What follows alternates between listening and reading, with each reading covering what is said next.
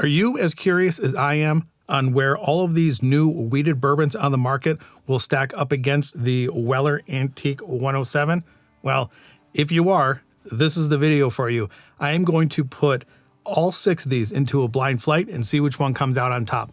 Give me a second, let me clear all these things out of here and I'll be right back with the flight. This is my final Friday flight fight. And as you saw from the introduction, I have 6 wheated bourbons, 5 of them new to the market, 1 of them that has been on the market for quite a while. These have been randomly selected. I've got stickers on the bottom to indicate to me at the very end which bourbon or which wheated bourbon it is that I have been tasting. I have a new board, so this is going to be a little bit interesting to see how this goes. Like, subscribe, share, do all those things that YouTubers ask you to do. I have a February giveaway happening. Today is the last video of February. You have until 11:59 p.m. on the last day of February to get registered for the giveaway. All the rules to the giveaway are in the description below. All right, I guess I could mix these up just a little bit more. I've got some dots on here just so I can kind of keep the spacing of these glasses, I guess, spread apart a little bit.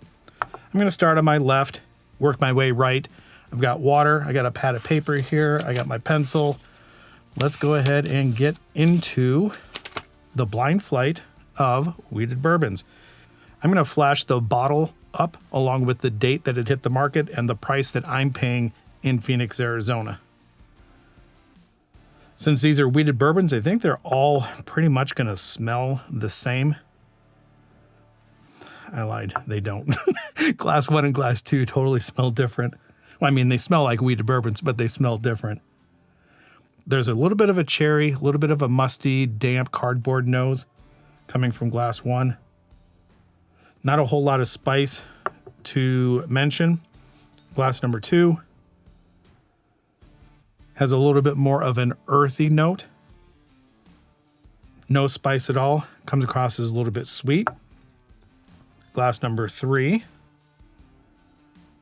is very sweet, very cinnamon, almost to the point where it's cotton candy, caramel, Jolly Rancher. Yeah, very sugary sweet. Glass number 4, almost as sweet as glass 3, but not as much.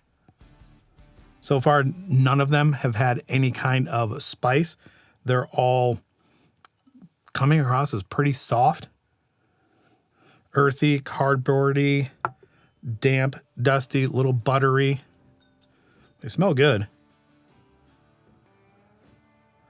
Well, with the exception of this one. No, I'm joking. This actually smells pretty good too.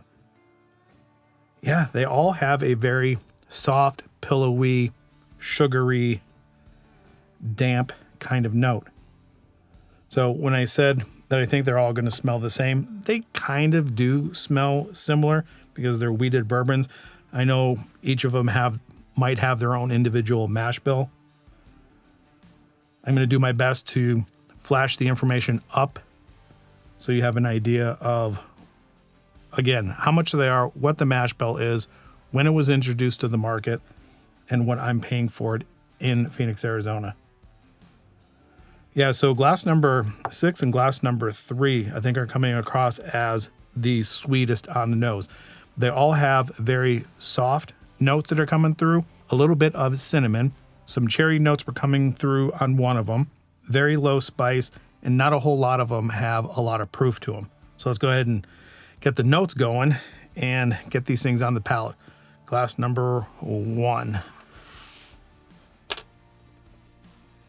Okay, little cherry. The spice level on that was missing from the nose, but it's coming through on the palate, so slightly spicy. Good amounts of caramel and vanilla. Pretty good. All right, moving on to glass number 2. Kind of moving this pretty quickly, otherwise it's going to be like a 45-minute video. I am resting in between, taking a sip of water. I'm just cutting that part out. Okay, number 2, not a whole lot of cherry coming through, but there is a little bit of a sugary sweetness, and there's less spice in glass 2 than glass 1. All right, glass number 3, I think, came across the sweetest on the nose. Let's get it on the palate. Yeah, that is cotton candy, sugary, hard candy, cherry sweetness. And the proof seems to be pretty low. All right, glass number 4. These are all my first impressions. I'm going to run through them once, go off air, A/B compare them, and then come back with a final order. All right, a little bit of funkiness on this one. All right, let's get it on the palate. That immediately had a grape note to it. Green grape. Again, sugar sweet, hitting the palate pretty soft, and gets a little bitter and drying at the end. And also, there's a good vanilla note that is coming through towards the back end of the finish as well. So on top of that bitter, dry finish, it actually does finish with vanilla. All right, glass number 5. Really light fruit, maybe like a light apple, an apple that it's not quite sweet enough. Pretty low proof. This one is the least dynamic of any of them. All right, last glass. I know I'm flying through this. Last glass, number 6. That, maybe coming off of glass number 5. Glass number 6 has a little bit of an astringency, a little bit of a proof to it. So I'm just going to say proof astringent. And there is a good candy note, and it's pretty soft on the palate. And when I say candy, the hard candy Jolly Ranchers, the red, the cherry, is there a strawberry or a fruit punch? Whatever it is, it's a red Jolly Rancher where it's all of the red fruits together. I don't think any of these have a berry, like a mixed berry note, but it does taste like a strawberry or a cherry, with the exception of the one that I said was grapey, which was number 4. The rest of them have a red Jolly Rancher, red fruit note to them. They're all soft, not a whole lot of proof on any of them. And it's going to be very difficult to come up with which one I like the most. So far, with the exception, I think, of number 5, they have similarities. So what I need to do here is take some time off air, let my palate calm down, really concentrate on each one of them, try to get some different notes or verify what I already took down. And then when I come back, I'll have an order for you. I'll be right back. All right, well, this was a lot harder than I actually thought it was going to be. I spent about 20 to 30 minutes going back and forth and kind of reaffirming what I got on my initial reaction going through. Not a lot has changed as far as the notes go, but let me just break this down really quick.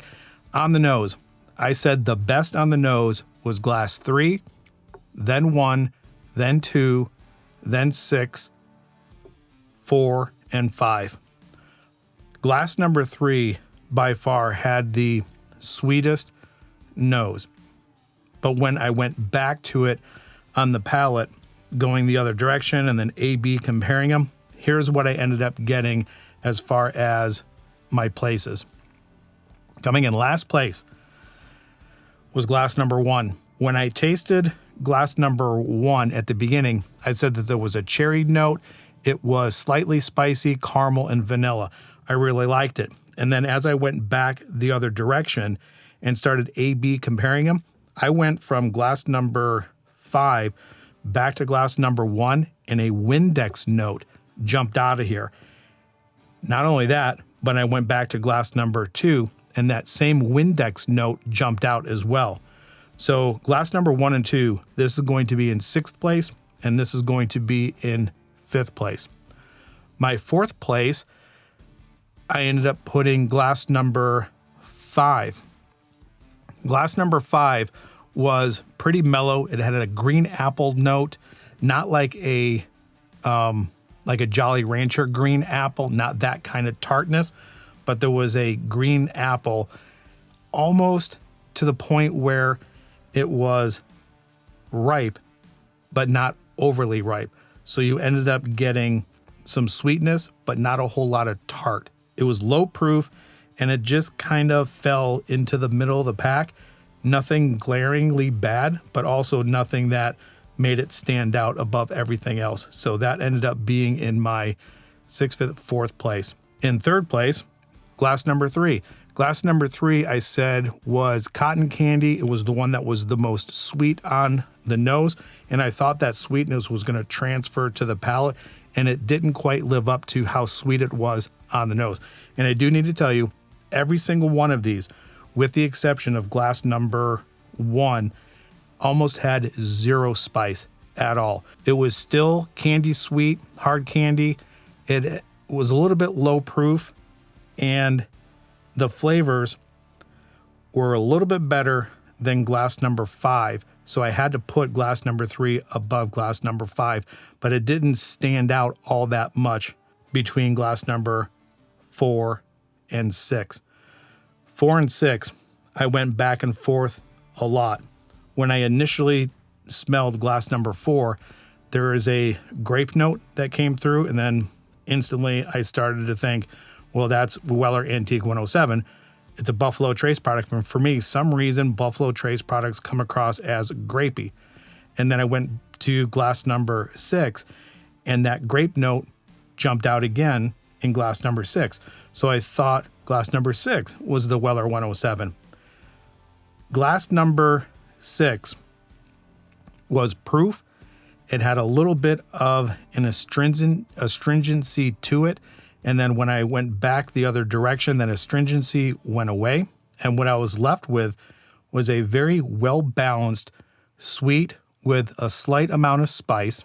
The red fruit notes that came through were a little bit strawberry and cherry. And overall, it was the softest on the palate.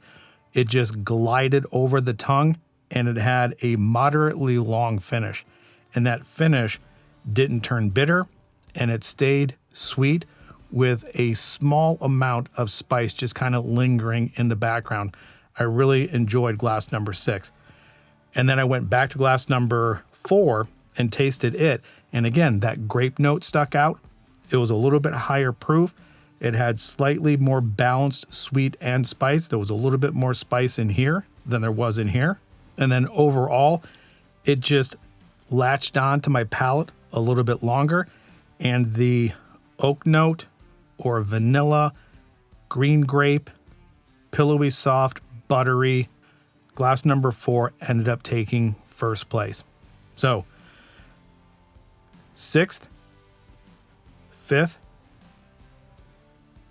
4th, 3rd, 2nd, 1st. And I don't know what direction I'm going to put it here, but those are the order of the bottles. You already know what it is. I don't know what it is yet. So let me go ahead and figure out what I put in 5th place. 5th place, I ended up putting, 6th place, I ended up putting, man, I cannot read my own writing. I need new glasses. It's been like a year and a half now. So this is Bardstown Bourbon Company. This is the high wheat. So the high wheat version is last place. And I think that kind of tracks. When I had this, and I think I put a review of that bottle up, I didn't particularly care for it. And there was something about the Windex note that just didn't sit right. So in 5th place, glass number 2, oh no. This is the Bardstown Bourbon Company Bottle and Bond. Let me show you this really quick. This bottle is almost gone. I ended up getting this in California during a barbecue competition, and we blew through this, and I had to slow myself down because I thought it was that good.